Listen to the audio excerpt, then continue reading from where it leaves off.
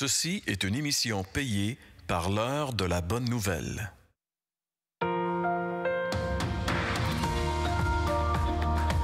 Suivant ce que nous ont transmis ceux qui ont été des témoins oculaires dès le commencement et sont devenus des ministres de la parole, il m'a aussi semblé bon de les exposer d'une manière suivie, excellent Théophile, afin que tu reconnaisses la certitude des enseignements que tu as reçus.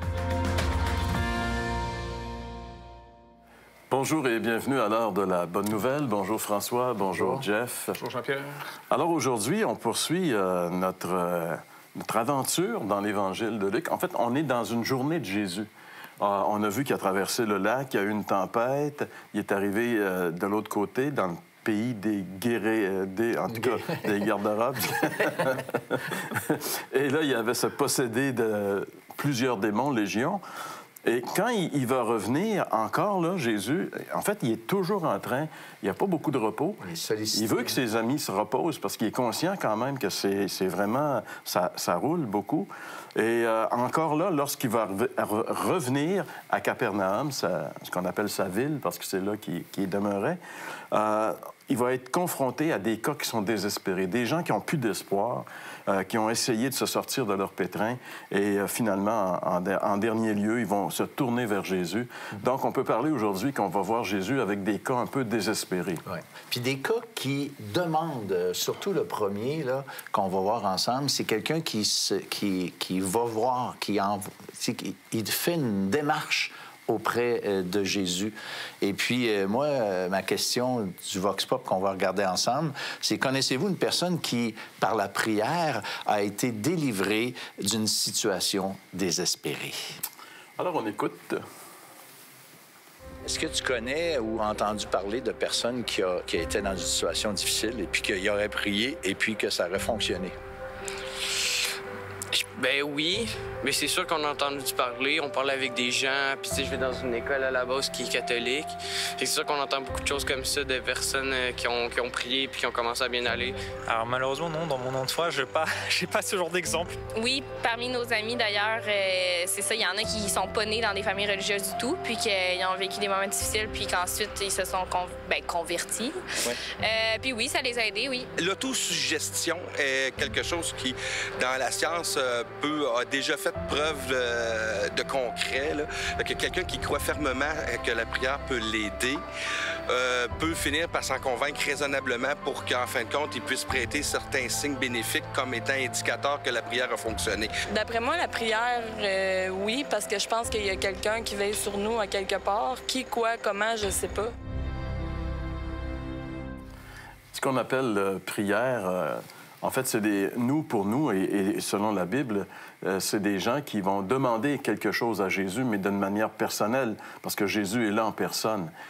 Évidemment, les gens qui ont répondu au Vox Pop parlent de prière, de gens qui prient un Jésus qui n'est pas présent physiquement. Ouais. C'est un peu différent. Moi, je reconnais que, il y a quelqu'un qui a mentionné que l'aspect psychologique, de se minder, à l'autosuggestion, que ça peut avoir un certain impact, puis qui pourrait, selon les incrédules, expliquer les réponses aux prières. Mais fondamentalement, toi, moi, toi, Jean-Pierre, et puis les chrétiens que je connais, ils pourraient donner des exemples de prières exaucées qui, franchement, si ça, c'est du hasard, crois-moi sincère que le hasard, il est vraiment puissant. Il y a comme, je sais pas, moi, Seigneur, que ça puisse aller bien aujourd'hui. Alors, à la fin de la journée, tu dis, écoute, Seigneur, m'as-tu exaucé, m'as-tu pas exaucé? C'est pas noir et blanc, c'est pas quantifiable, mais il y a des prières qui ont été faites qui sont, de toute évidence, il y a eu des réponses claires. Alors, moi, je trouve qu'il faut... L'autosuggestion, là, elle a quand même des limites, à mon avis. Bien, c'est un phénomène qui existe. Justement, quand on fait des tests médicaux, j'ai des amis qui sont médecins, qui font de la recherche. Avant qu'un médicament soit mis sur le marché, il y a le placebo et puis il y a le véritable. Et puis même, il me disait que les placebos, qu'il n'y a rien là-dedans, ils font même l'effet des effets secondaires négatifs. Ah, c'est pas vrai. Je te le dis. Parce que le cerveau, c'est quelque chose qu'on explore encore, c'est immense. C'est un continent à découvrir. Mais ça a quand même ses limites. Et puis, c'est vrai qu'on peut voir des cas d'autosuggestion, c'est un fait. Mais en même temps, il y a d'autres phénomènes qui n'ont rien à voir avec l'autosuggestion. Et puis, on a des histoires qu'on pourrait raconter. Mais il y en a une ici, ça n'a rien à voir avec l'autosuggestion, parce que la pauvre dame qui va être guérie par le Seigneur, et ça va être un phénomène extraordinaire. La pauvre avait tout perdu pendant des années pour essayer de se faire soigner. Et puis, en un instant, elle sait qu'elle est guérie. Alors, c'est un texte très intéressant. Jeff vient de nous mettre l'eau à la bouche. Vous avez, comme nous, probablement, certainement le désir de lire ce texte. C'est ce qu'on va faire au retour de la pause. Vous avez des questions ou des commentaires sur ce que vous venez d'entendre? Contactez-nous par téléphone ou réagissez sur les médias sociaux.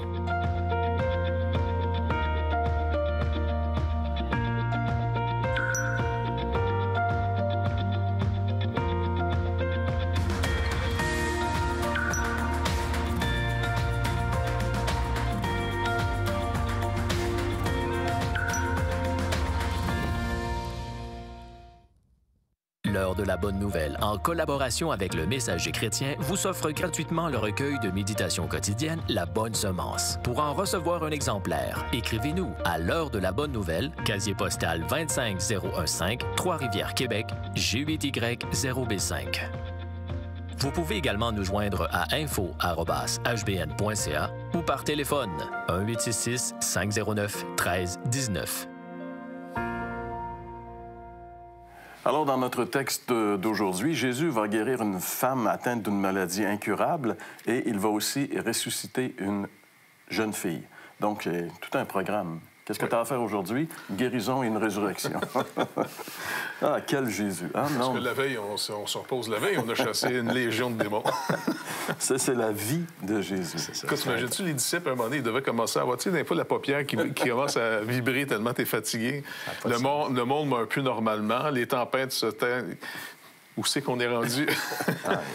C'est la découverte extraordinaire du personnage le plus extraordinaire qu'a vécu le Seigneur Jésus et qui est encore vivant aujourd'hui, avec lequel on peut entrer en relation. On va vous parler tantôt comment faire pour justement entrer en relation, mais pour l'instant, si vous voulez bien, on va lire notre texte d'aujourd'hui dans l'Évangile de Luc, toujours chapitre 8, à partir du verset 40 jusqu'à 56.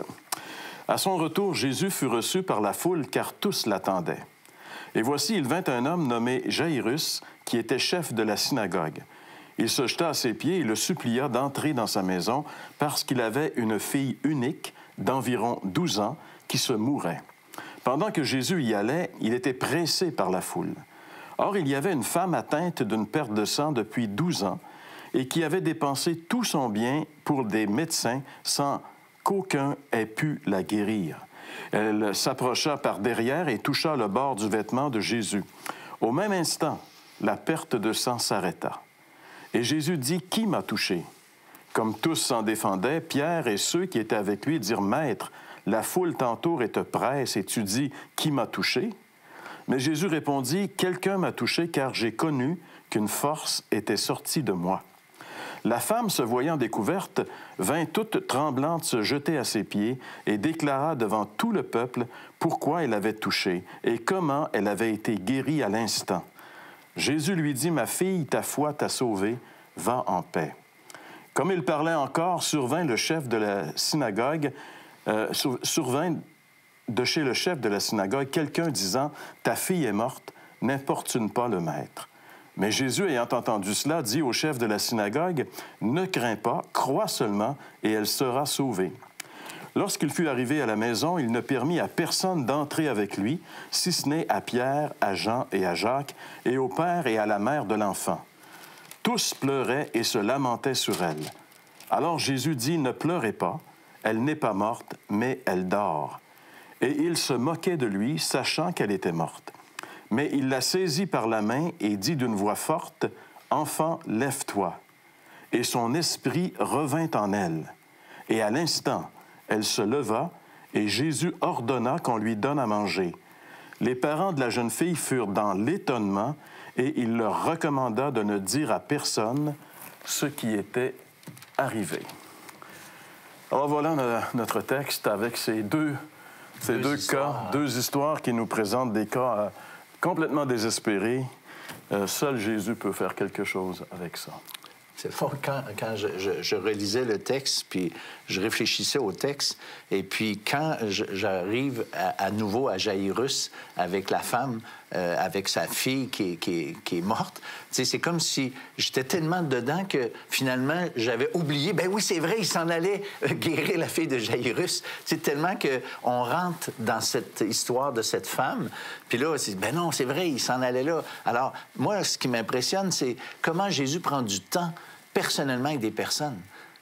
Comment il s'intéresse aux personnes et est prêt de répondre à un besoin spécifique, intense, même s'il semble un peu retardé pour le pauvre Jaïrus, mais il s'occupe aussi, il prend le temps d'interagir avec cette femme. Tu sais, je trouve...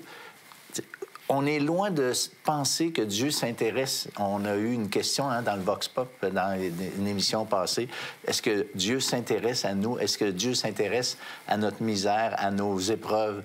La réponse, c'est oui, puis on le voit ici d'une façon tellement manifeste. Mais, juste pour être comprendre un petit peu le ministère de Jésus, il revient du lac, il revient de Génézareth, en fait de Gérasénien, du territoire de Gérasénien. Il revient à Capernaum et il est dit au verset 40, « Jésus fut reçu par la foule, car tous l'attendaient. » Jésus était vraiment comme la grosse vedette. On aimait l'entendre, on voulait le voir parce qu'il voyait... Écoute, quand Jésus était là, il y avait des miracles qui se passaient. C'était vraiment tout un spectacle aussi. Oui, c'était de l'espoir en personne. Là. Oui. Et puis, mais en même temps, ce qui est intéressant, c'est quand la foule le presse de partout. Oui. Hein? Et puis que ce chef de synagogue vient le chercher, sa petite fille est en train de mourir, le monsieur est complètement à l'envers. Et puis, c'est intéressant, oui, c'est vrai que ça intéresse aux gens, mais en même temps, c'était pas prévu dans son parcours que cette femme, dans la foule, tu sais, qui a cette perte de sang depuis des années, 12 ans, elle avait tout dépensé son argent pour essayer de trouver la guérison chez les médecins, ce qui est tout à fait normal. Quand tu es malade, tu vas voir le médecin. Mais les médecins de l'époque ne trouvaient pas finalement un médicament efficace pour l'empêcher de ces hémorragies continuelles qu'elle avait. Et il ne faut pas oublier que selon la loi de Moïse, il y a finalement des passages vraiment étranges. Par exemple, dans le chapitre 15 du livre des Lévitiques, les Lévites devaient étudier leur livre, eux autres, parce que c'était eux qui pouvaient dire si quelqu'un est malade ou non. Et certaines maladies, au nom peut-être aujourd'hui d'être contagieuses, à l'époque, on ne connaît peut-être pas beaucoup ce principe, mais certaines maladies rendaient les gens impurs et tout ce qu'ils touchaient, l'objet ou les autres personnes qui le touchaient, devenaient impurs. Maintenant, impur veut dire cérémoniellement plus apte à aller servir Dieu au temple. C'est ça. OK? Donc, on voit ici, cette femme est dans la foule. Normalement, elle ne devrait pas être là. Parce que toutes les personnes qu'elle touche, elle les rend impures sans qu'ils s'en rendent compte. Parce que c'était même au point qu'un homme ou une femme, parce que les hommes qui avaient aussi des infections, des flux, là, tu sais, bon, mais s'ils étaient assis à quelque part où ils touchaient quelqu'un, ou leurs vêtements touchaient quelqu'un, ça rendait tous les Lévites, tous les serviteurs de Dieu, entre guillemets, inopérationnels, on pourrait dire, OK? T'es à off. Et puis là, Jésus est dans la foule, il est pressé de partout, et cette femme, elle s'approche, elle arrive à dire, si je peux juste toucher le bord de son vêtement, je sais de lui, je vais recevoir la guérison. Elle le croit parce qu'elle croit encore. N'oubliez pas, le ministère de Jésus dans toute la région, on vient devant lui parce qu'il a inauguré son ministère au nom de Dieu qu'il l'a donné au monde, entre autres à Israël. C'est l'année du jubilé. C'est l'année où Dieu annule les dettes. Et les dettes envers Dieu se manifestent dans nos manquements. On n'atteint pas le but. On s'endette sans arrêt, moralement, religieusement, peu importe. On s'endette continuellement devant Dieu.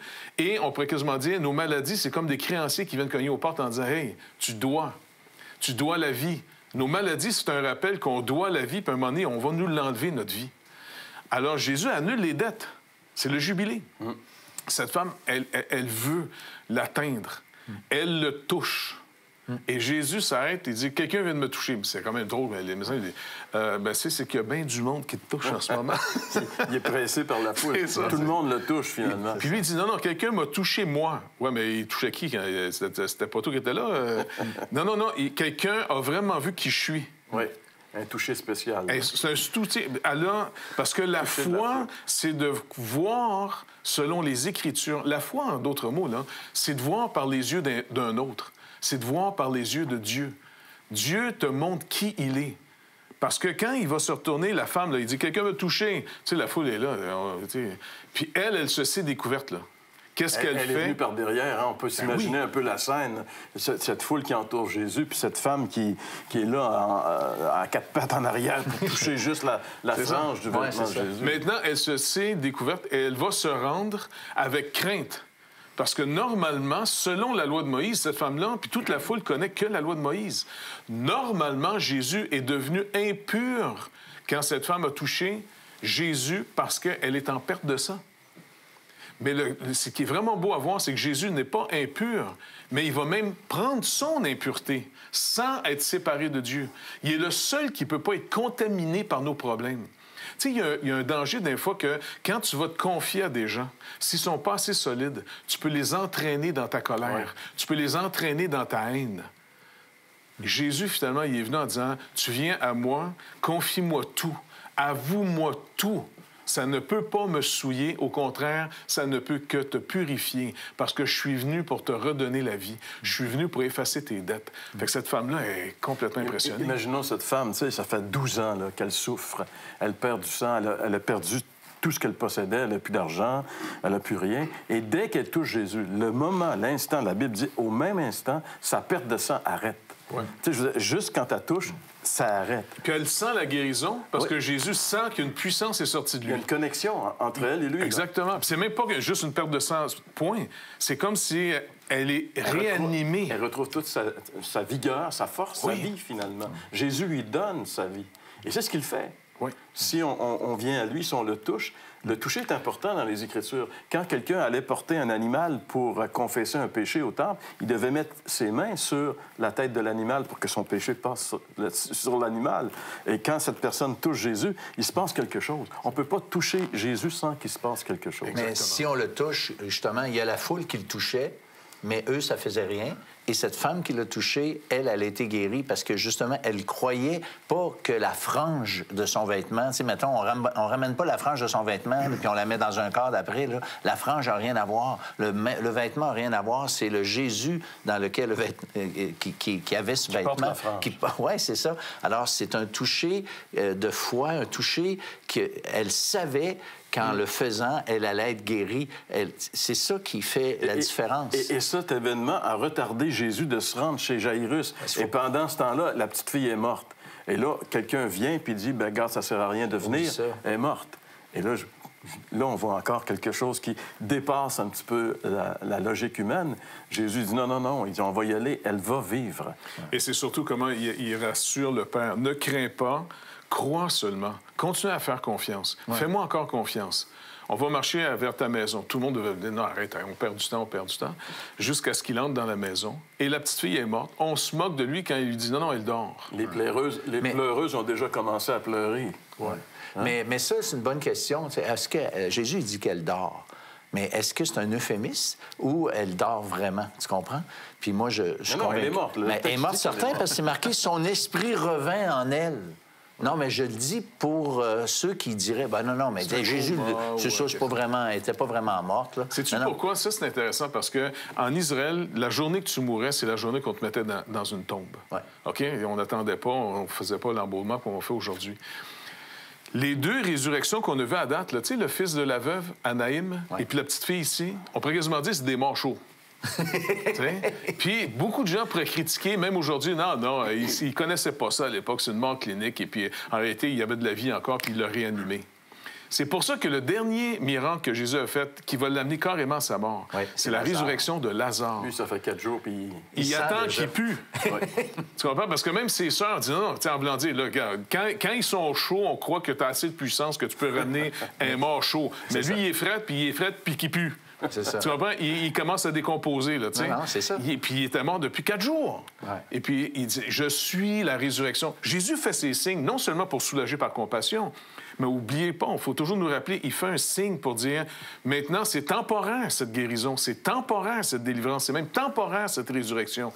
Maintenant, s'il vous plaît, faites-moi confiance, venez à moi, je vais aller payer la dette complètement pour tous ceux qui vont me faire confiance. La dette va être payée que pour ceux qui vont mettre la confiance en lui.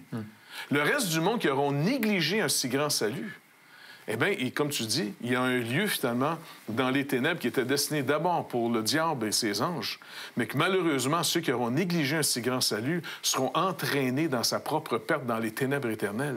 Donc, il faut que les gens se réveillent. On ne peut pas niaiser avec ça.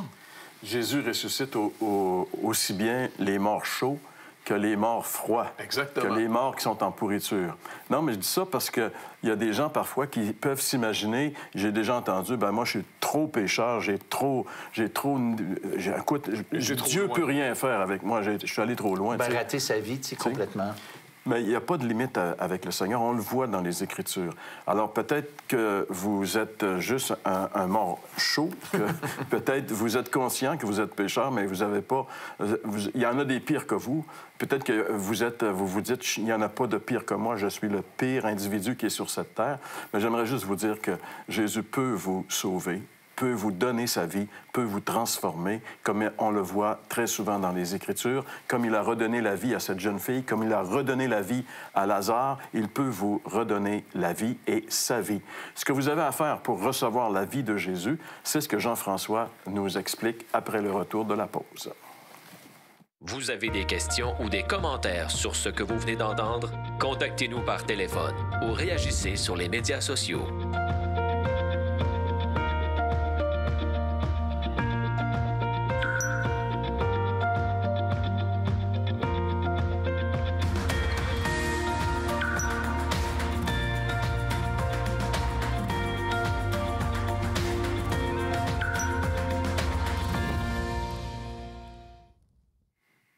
C'est vraiment une histoire incroyable, vraiment une grosse journée, comme mes amis viennent de le dire ici. Jésus fait des miracles, Jésus touche les gens, la foule devait être extrêmement impressionnée. Il y a cette femme-là qui avait tout dépensé de l'argent qu'elle avait, qui devait être dans un découragement complet, mais qui reconnaît l'identité du Messie. Elle y croit, sa foi est grande. Elle le sait que si elle se présente à lui, elle va être guérie. Même si elle sait très bien qu'il y a un problème, Jeff l'a bien expliqué, c'est un problème de pureté cérémonielle, elle vient à lui quand même. Et lui, il est insouillable parce qu'il est sans péché. Et puis ensuite, il y a la résurrection de la fille de Jairus. C'est une situation désespérée dans laquelle encore Jésus est en train de dire « Aie confiance, aie confiance ». Et nous, c'est ce qu'on fait ici. On vous proclame la même chose. Le même Jésus qui a marché sur terre, celui qui a guéri, est encore celui, on pourrait vous donner plein d'exemples encore de ce Jésus-là, qui guérit des gens, même physiquement, qui se manifeste à eux et qui est encore vivant exactement de la même manière. Il aime le prouver, il aime nous le montrer que c'est pas juste une histoire mythique, c'est une histoire très réelle. Mais il y a un passage que l'apôtre Paul reprend, c'est dans la deuxième épître aux Corinthiens, chapitre 20, verset 20, 2 Corinthiens, chapitre 5, versets 20 et 21, où il dit « Et nous exerçons le ministère de la réconciliation, comme si Dieu exhortait par nous, en disant « Nous vous en supplions, soyez réconciliés avec Dieu. Lui qui n'a point connu le péché, Dieu a fait retomber sur lui nos péchés, afin que nous soyons faits justice de Dieu en lui. » Donc, dans un premier temps, il y a ça. Il y a ce Dieu-là qui est au travers de ceux qui ont racheté. C'est-à-dire, nous, en réalité, il exhorte, non seulement il exhorte, mais Dieu supplie. Imaginez la grandeur de son amour quand Dieu dit que c'est comme si lui-même suppliait les gens en disant « Soyez réconciliés avec Dieu. Vous n'avez pas à subir la deuxième mort. » La mort de la fille de Jairus, c'était la première mort, mais il existe une deuxième mort. La deuxième mort, c'est d'être éternellement laissé dans la condition de la séparation de notre âme. Notre âme est déjà dans un état de séparation avec Dieu. Et si on meurt dans cet état-là, on continue dans cet état-là, mais manifestement pour l'éternité séparé de lui. Et ça, Dieu le veut tellement pas que ce Jésus-là qui accomplissait ces signes-là était venu pour mourir à notre place, mourir à la place des coupables. Donc aujourd'hui, on vous supplie, au nom de Jésus-Christ, soyez réconciliés avec Dieu. Comme la femme vient auprès de Jésus et que son impureté peut uniquement être absorbée dans la pureté parfaite de Jésus, c'est ce que le verset 21 de 2 Corinthiens 5 dit. Lui qui n'a pas connu le péché, Dieu l'a fait devenir, lui, péché pour nous. Donc, les péchés ou les impuretés de la femme sont mis sur Jésus afin que nous soyons faits justice de Dieu en lui. Pour celui qui croit, la justice de Dieu est déposée dans son compte. Donc la femme, avec la perte de sang, non seulement son impureté est rendue sur le Sauveur, qui la porte à sa place, et la justice parfaite du Sauveur est déposée sur elle. C'est la chose qui lui permet maintenant d'être parfaitement pure devant Dieu. Et c'est de ça que Dieu, et c'est à ça que Dieu vous appelle en vous suppliant. Nous vous en supplions aujourd'hui, dans le nom de Jésus-Christ. Répondez à l'appel. Répondez. Venez à lui maintenant. Déposez votre foi en lui, comme l'a fait Jairus et la femme. Répondez et il va vous répondre. Vous avez des questions ou des commentaires sur ce que vous venez d'entendre? Contactez-nous par téléphone ou réagissez sur les médias sociaux.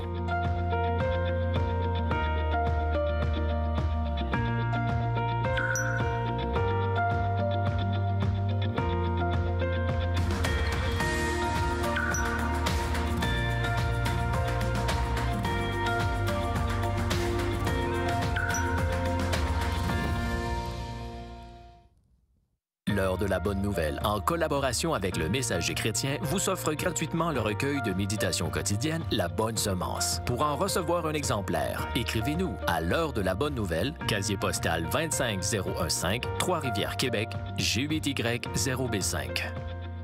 Vous pouvez également nous joindre à info@hbn.ca ou par téléphone 1-866-509-1319. Encore une fois, quelle histoire que Luc a mis dans son évangile pour nous rappeler la puissance et la compassion de Jésus envers ceux qui traversent des périodes difficiles dans leur vie. On parle souvent de pardon à l'heure de la bonne nouvelle, c'est vrai. On a souvent parlé d'avoir la vie éternelle.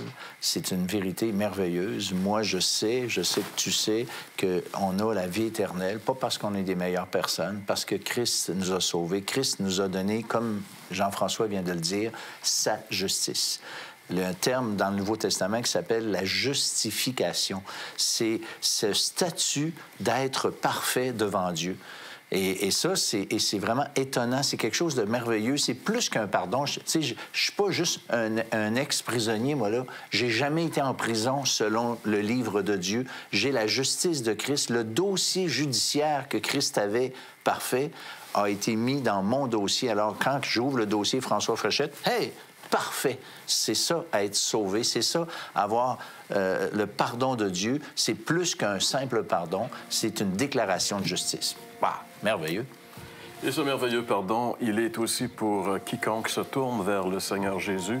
On est là semaine après semaine afin de vous présenter cette personne unique qu'est Jésus, que Luc fait ressortir dans son évangile de manière si grandiose. On aimerait tellement que vous ne laissez pas passer cette grâce, mais que vous puissiez vraiment inviter Jésus dans votre vie. C'est ce qu'on vous souhaite et on vous rappelle qu'on est avec vous encore une fois la semaine prochaine pour une autre émission de l'heure de la bonne nouvelle.